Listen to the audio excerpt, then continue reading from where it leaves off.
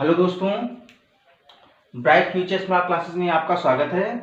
और आज हम आपके लिए एक मास्टर वीडियो लेकर आए हैं, अंग्रेजी बोलना सीखें पार्ट 1।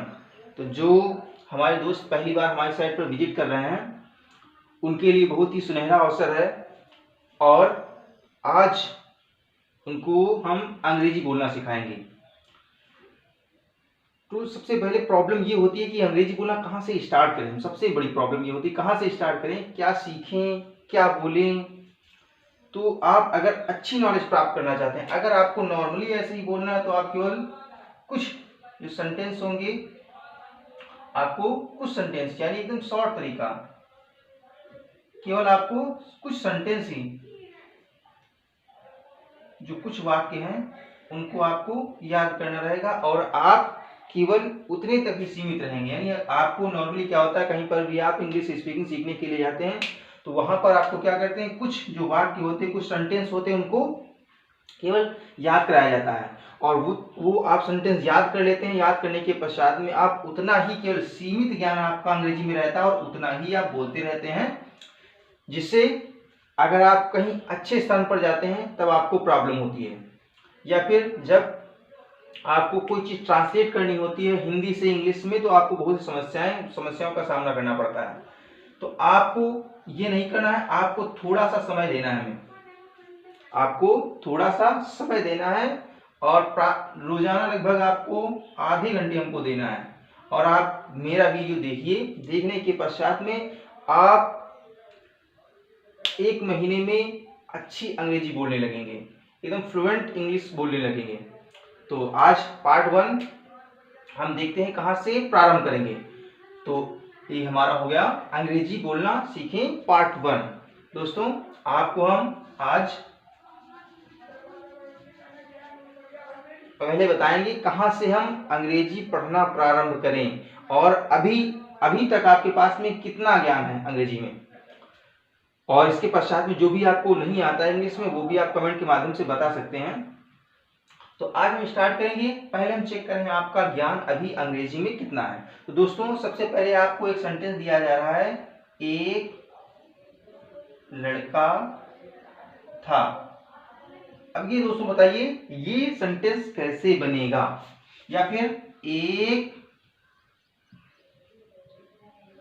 लड़की थी। चलिए दोस्तों बताइए ये सेंटेंस कैसे बनेगा, इस सेंटेंस को आप कैसे लिखेंगे, ये कमेंट के माध्यम से आप जल्दी से हमको बताइए। कैसे लिखेंगे आप, एक लड़का था या एक लड़की थी, कैसे लिखेंगे दोस्तों, या एक राजा था। एकदम सिंपल सा सेंटेंस है। एक लड़का था, एक लड़की थी, एक राजा था, एक लोमड़ी थी, कुछ भी ऐसा सेंटेंस, एक शेर था, ऐसा सेंटेंस पैसेज करने के लिए आता है और आप इसको गलत कर देते हैं। तो आज से आप कभी नहीं गलत करेंगे और आपको हम पार्ट वाइज इंग्लिश बोलना सिखाएंगे और आप 1 महीने में बिल्कुल अच्छी तरीके से अंग्रेजी बोलना सीख जाएंगे। तो आप इसको देखिए। सबसे पहले सेंटेंस एक लड़का था। अगर कोई ऐसा सेंटेंस आता है, नॉर्मली इसमें गलती क्या करते हैं स्टूडेंट्स, जो वो करते हैं ए बॉय लिख देते हैं और वॉज लिख देते हैं, है ना, ये लिख देते हैं। लेकिन ये क्या है, तरीका कैसा है, ये रॉन्ग तरीका है, ये गलत है। क्या करना है, अगर कोई भी सेंटेंस में, अगर किसी भी सेंटेंस में जो सब्जेक्ट होता है, यानी ये क्या है, ये सब्जेक्ट है, मेन है, ये जो सब्जेक्ट है, सब्जेक्ट अगर ये आपकी क्या हेल्पिंग वर्ब है, अगर कोई भी सब्जेक्ट हेल्पिंग वर्ब से लगा हुआ होता है तो वहां पर इस वर्ड को बाद में लिखना है, ठीक है। एज ए सब्जेक्ट वहां पर हम देयर यूज लगाते हैं। क्या लगाते हैं, देयर लगाते हैं, देयर। क्या लगाएंगे, देयर। तो देयर, यहां पर देयर का मतलब वहां नहीं है, बल्कि क्या है, यहां पर एज ए सब्जेक्ट यूज किया जाएगा। तो क्या हो जाएगा यहां पर, देयर। फिर यहां से आपको क्या लिखना है, उल्टा लिखना है, यानी कहने का से आपको इस डायरेक्शन में जाना है। और इसकी था की अंग्रेजी क्या होती है, देयर वॉज अ बॉय। दोस्तों, इस प्रकार से सेंटेंस देखेंगे, देयर वॉज अ बॉय। एक लड़की थी। अब ये आपको बताना है, बहुत इजी। क्या करोगे? There was a girl. एक राजा था, क्या हो जाएगा दोस्तों? There was a king. एक शेर था, क्या हो जाएगा दोस्तों? There was a lion. तो इस प्रकार से आपको सेंटेंस करना है दोस्तों। कहीं पर भी अगर आपको इस प्रकार से कोई सेंटेंस दिख जाए जिसमें एक ही सब्जेक्ट है केवल और हेल्पिंग वर्ब है, सब्जेक्ट हेल्पिंग वर्ब से लगा हुआ है, तो वहां पर आपको क्या करना है? देयर का यूज करना है। अब आगे बढ़ते हैं और देखते हैं इसके बाद। अब हम देखेंगे किस प्रकार से हम सेंटेंसों को बोलते हैं, किस प्रकार से सेंटेंसों को बोलते हैं। तो ये दोस्तों आपको समझ में आ गया होगा। देखते हैं सबसे पहले, जैसे सेंटेंस लिखा हुआ है कमरे में पंखा है। कमरे में पंखा है। अब देखो दोस्तों, यहां पर हमने क्या कहा था? कहा है कि सेंटेंस, जो किसी भी सेंटेंस में यदि सब्जेक्ट हेल्पिंग वर्ब के पास में होगा, यानी सब्जेक्ट जो मेन सब्जेक्ट होगा अगर हेल्पिंग वर्ब के पास में होगा तो वहां पर देर लगेगा। तो यहां पर आपको देखना है, यहां पर सबसे पहले देखेंगे कमरे में। ये जो में है, में क्या है? प्रीपोजिशन है, ये प्रीपोजिशन है, ठीक है, ये प्रीपोजिशन है। यहां पर ये संबंध सूचक अव्यय है। तो यहां पर जब कहीं पर भी दोस्तों, जब कहीं पर भी अगर में पर को अंदर या ऐसा कुछ भी वर्ड आता है, अगर ये वर्ड आ रहे हैं यहां पर, तो जो इससे पहले वाला वर्ड है उसको उठा करके आपको लास्ट में लिखना है। दोस्तों ये केवल आपको इतना काम करना है कि ये जब, थोड़ा सा आपको ध्यान देना है कि जब कहीं पर भी यहां पर में, पर, को, अंदर या इस प्रकार का कोई भी प्रीपोजिशन वाला वर्ड आता है तो आपको क्या करना है? ये वाला पहला वाला वर्ड लास्ट में लिखना है। पहला वर्ड लास्ट में आप लिखेंगे तो बचेगा ये सब्जेक्ट, और सब्जेक्ट हेल्पिंग वर्ब से लगा हुआ, इसीलिए क्या लगाओगे? ऐसे वर्डों में आपको देयर लगाना है। जहां पर पहले सब्जेक्ट ना हो वहां पर आपको क्या लगाना? देयर लगाना। तो अगर कहा जाए कमरे में पंखा है तो आप क्या लगाएंगे? सबसे पहले देयर। देयर होगा, देयर इज फैन। यहां पर देखेंगे पंखा है, पंखा है, कमरे में पंखा है। तो अपने मन से आपने सब्जेक्ट एज सब्जेक्ट लगाया देयर, और फिर है के लिए क्या? इज। क्या इज? देयर इज क्या है? पंखा, फैन। देयर इज फैन कहां? In the room, in the room. दोस्तों आपने देखा ये क्या हो गया? इन मींस क्या होता है? में। इन मींस क्या होता है? में। In the room, in the room. अगर इससे पहले भी अगर किसी भी हमारे साथी को अगर कोई कंफ्यूजन है, अगर वॉवेल्स, कॉन्सोनेंट्स, किस प्रकार से सेंटेंस बनता है, किस प्रकार से वर्ड बनता है, तो इससे पहले की वीडियो भी बना देंगे। और अगर आपको वहां तक वॉवेल, कॉन्सोनेंट्स और किस प्रकार से वर्ड्स बनते हैं, सेंटेंस, पैसेज किस प्रकार से बनता है, अगर ये आपको आता है तो उसके पश्चात में आप यहाँ से प्रारंभ करेंगे। और अगर आपको नहीं भी आता फिर भी हम आपको बताएंगे। तो ये हम अभी ये पार्ट 1 देख लेते हैं। तो यहाँ पर क्या लगाना पड़ेगा दोस्तों? आपको देयर लगाना पड़ेगा। There is fan in the room. Okay, दूसरा सेंटेंस आप करके दिखाएंगे। अगर कह दिया जाए जल में मछली है, कैसे होगा सेंटेंस दोस्तों? बताइए। जल में मछली है, बहुत इजी है। में लिखा हुआ है तो जल कहाँ जाएगा, यानी वाटर कहाँ लिखा जाएगा? लास्ट में। फिर मछली ये हमारा मेन सब्जेक्ट है, इसी, और ये हेल्पिंग वर्ब से लगा हुआ है। हेल्पिंग वर्ब से लगा हुआ है तो इसीलिए क्या करेंगे हम? सबसे पहले क्या लिखेंगे? सबसे पहले हमको लिखना है देयर। तो एज सब्जेक्ट क्या लगाएंगे? देयर। मछली है, यानी एक मछली, देयर इज फिश। कहां? In the water, in the water. Easy है दोस्तों कि नहीं?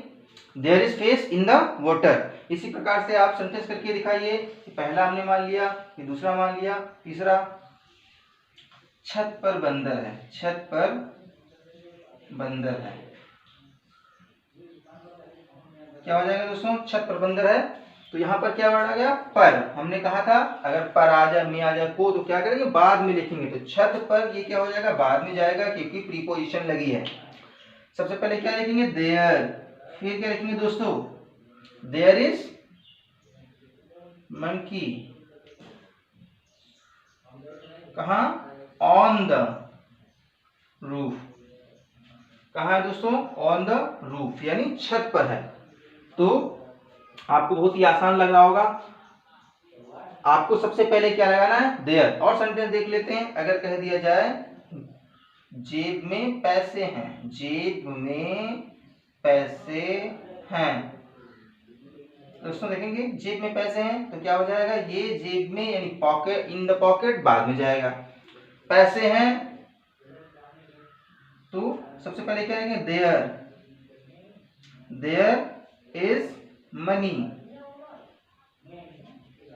देयर इज मनी, क्या, कहाँ है, in the pocket, in the pocket, there is money in the pocket. फिर ऐसे ही आपको सेंटेंस बताना है, गाड़ी में पेट्रोल नहीं है, गाड़ी में पेट्रोल नहीं है, क्या हो जाएगा दोस्तों, गाड़ी में, यानी में लिखा हुआ है यहाँ पर, तो गाड़ी कहाँ पर जाएगा, गाड़ी में, इन द बाइक के लास्ट में जाएगा। सबसे पहले लिखेंगे क्या, there, there is no petrol, या नॉट पेट्रोल, नॉट मतलब नो, नो पेट्रोल, कहाँ, in the bike, there is no petrol in the bike. Mobile में पैसे नहीं हैं, मोबाइल में पैसे नहीं हैं, दोस्तों क्या हो जाएगा, मोबाइल में पैसे नहीं है तो क्या हो जाएगा, क्या लिखेंगे, सबसे पहले क्या लिखेंगे, देयर, फिर क्या लिखेंगे, इज नो बैलेंस, कहाँ, इन द मोबाइल।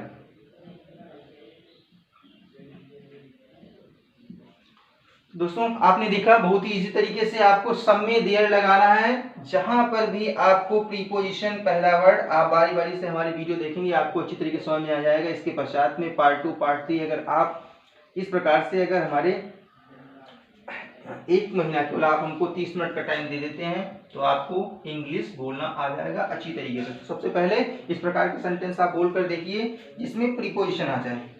फिर आगे देखते हैं,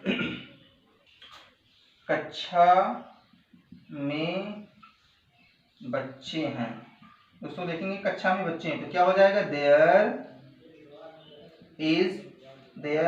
आर चिल्ड्रेन, कहाँ दोस्तों, कहाँ है, in the class, in the class. कितना इजी है दोस्तों बोलना, कक्षा में बच्चे हैं, there are children in the class, there are children in the class. अब आपको बोलना है इसी प्रकार से आप बोलकर देखिए ऐसे सेंटेंस जिसमें आपको प्रीपोजिशन का आभास हो, जिसमें प्रीपोजिशन लगी हो ना, ऐसे सेंटेंसों को आपको बोलना है। जैसे पेड़ पर चिड़िया है, पेड़ पर चिड़िया हैं, क्या हो जाएगा दोस्तों, there are birds in the tree. अब इन यहां पर नहीं लगाना, ऑन लगाना है दोस्तों, पर लिखा है ना, ऑन द ट्री। ये दोस्तों हो गया। इसके अलावा भी हम सेंटेंस बोल रहे हैं और आपको अपने मन से करना है। ये पेन है, पेन में इंक नहीं है, पेन में इंक नहीं है तो क्या हो जाएगा दोस्तों, पेन में इंक नहीं है। आप अपने मन में बोलकर देखिए सेंटेंस, पेन में स्याही नहीं है, क्या हो जाएगा दोस्तों, पेन में स्याही नहीं है, there is no ink in the pen. तो इस प्रकार से दोस्तों बहुत ही आसान है बोलना, देयर का यूज करना। इसी प्रकार से आपको पार्ट से हम एक ही पार्ट से हर जो वर्ड का यूज करना बताएंगे और आपको बोलना आसान हो जाएगा। अब आप बोलकर देखिए 5 सेंटेंस हम बोल रहे हैं। गांव में कुआं है, there is well in the village. गाड़ी में पेट्रोल नहीं है, there is no petrol in the bike. कमरे में पंखा नहीं है, there is no fan in the room. Marker में इंक नहीं है, there is no ink in the marker. आजकल मेरी जेब में पैसे नहीं है, nowadays there is no money in my pocket. मेरे घर में 2 पंखे हैं। दोस्तों किसी भी प्रकार का आप सेंटेंस बनाएंगे आपको आसानी से अब हो जाएगा। मेरे घर में 2 पंखे हैं, क्या हो जाएगा दोस्तों? नहीं आ गया, यहाँ पर लास्ट में लिखेंगे there are 2 fans in my home. तो देखिए सर, आप लोग बहुत ही आपको इजी तरीके से देयर का यूज समझ में आ गया होगा। किसका यूज है? देयर का यूज। तो अभी आप सेंटेंस और करेंगे जिससे आपको अच्छी तरीके से इसका यूज पता हो जाए। खेत में किसान है। दोस्तों बताइए क्वेश्चन क्या हो जाएगा? खेत में किसान है। अगर कह दिया जाए आपसे कि खेत में किसान है, आप क्या बताएंगे इसके लिए? बताइए दोस्तों, खेत में किसान है। खेत में किसान है, बताइए दोस्तों क्या हो जाएगा इसका? तो क्या हो जाएगा? There is farmer in the field. दूसरा, खेत में किसान है, क्या आपने क्या? There is farmer in the field. इसी प्रकार से बाजार में दुकानें नहीं हैं। भाई हम बाजार गए, वहां पर देखा दुकानें ही नहीं है, तो क्या हो जाएगा? देयर, क्या बोलोगे आप? उसको बोलना है, ट्रांसलेट करना है। क्या बोलना है? There are no shops in the market. बहुत ईजी है दोस्तों। तीसरा सेंटेंस आप बोलकर दिखाइए, बोलने का प्रयास कीजिए, हमारे साथ में ट्रांसलेट करने का प्रयास कीजिए, आपको बहुत ही जल्दी याद हो जाएगा।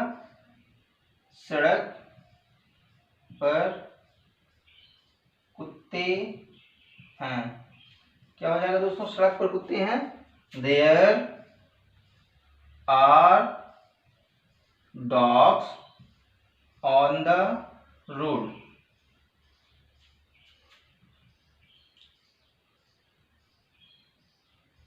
स्कूल में